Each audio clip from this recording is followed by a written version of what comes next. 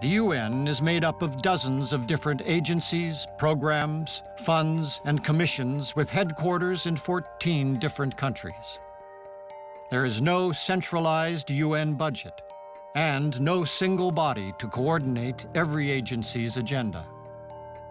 A handful of countries pays 80% of the budget, the US, Japan, Germany. The budget has to pass by a 2/3 vote of the General Assembly, which means countries that provide a tiny fraction, a fraction of a percent of the budget, have the same vote as the United States and Japan and Germany. Early on, the United States, which was 50% of the world's economic power, did not want the UN dealing with finance and development. So they created the Bretton Woods institutions, the World Bank, the IMF, etc. So there's been a tension since the end of World War II and the beginning of the United Nations over who was going to do development and how was it going to be done.